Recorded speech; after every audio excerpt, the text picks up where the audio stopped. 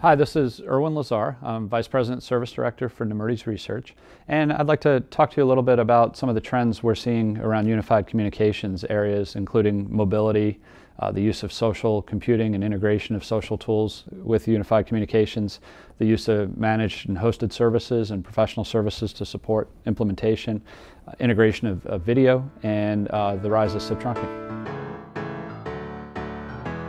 Nemertes is a market research company that focuses on going out and talking to end user organizations, gathering data from real IT buyers of different technologies. So while we're on an Avaya website, there's no Avaya specific information in here. We're not making any endorsements of any specific vendor, but we're going to talk about the trends that we've gathered by going out and talking to folks like yourselves, the procurers and users of actual technologies.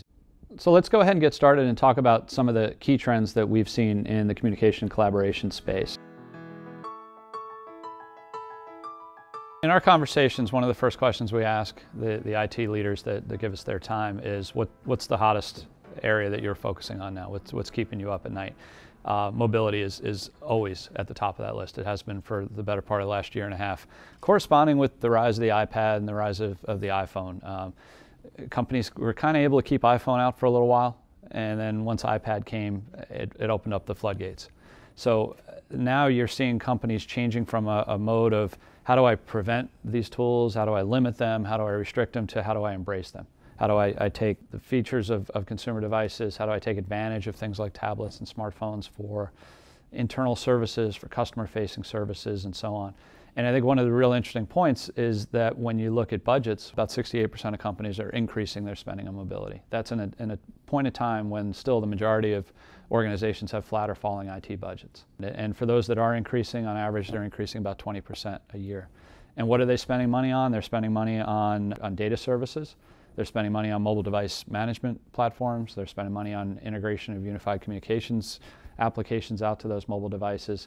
And they're doing this in such a way that they're trying to enable a much more open model where employees can bring in their iPhone, they can bring in their Android device, whatever phone they want to use, they show up and IT can potentially support it. So that has been easily the largest overall trend. So when IT departments are thinking about mobility, they're thinking about a couple of things. One is, how can I secure that device? So as we mentioned, and they're looking at it more from, what happens if the person leaves the company? Can I remotely wipe their applications? And then, can I make sure that if that device gets lost, there's not company data that could be taken away? The second part is integration with other applications. So how do I make someone's single phone number ring their mobile phone as well as their desktop, or enable them to quickly move calls back and forth, participate in video sessions, and so on? The third is another IT area that kind of is a gotcha.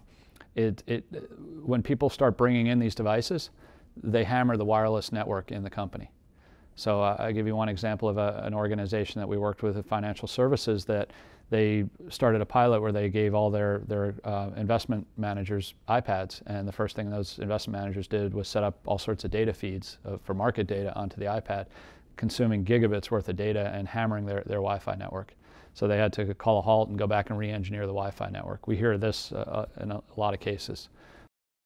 I'll give you one example that we've also seen. So one organization we worked with started enabling the ability for presence awareness from a person's mobile device to be shared with the rest of the company. So if I go to my buddy list, I see John, I see that he is currently at this location because his phone is sending his location to me during work hours.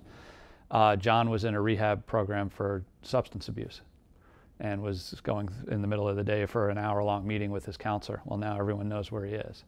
And that is extremely sensitive, private information that should not have been shared with anyone in the company. Those kinds of scenarios have actually occurred. One of the questions that comes up a lot with mobility is, how do we keep our employees from playing Angry Birds? Employees can lose a lot of their time if they start playing games on their smartphones and tablets. So can I lock that device down so they can't play those games, or they can only do it on their own time? So we do see the kinds of questions coming up of, how do I restrict personal use of a person's own cell phone? And then I think don't lose sight of the fact that mobile can change your business. I mentioned a couple of examples, the insurance companies using tablets for field workers. We see telemedicine video conferencing as part of telemedicine, presence awareness on a mobile device for physicians. There's so many examples coming out of how you can use mobile devices to change your business, and I think it's important for companies to talk to their peers, to follow, talk to their vendors, and follow what some of the advancements are that are coming.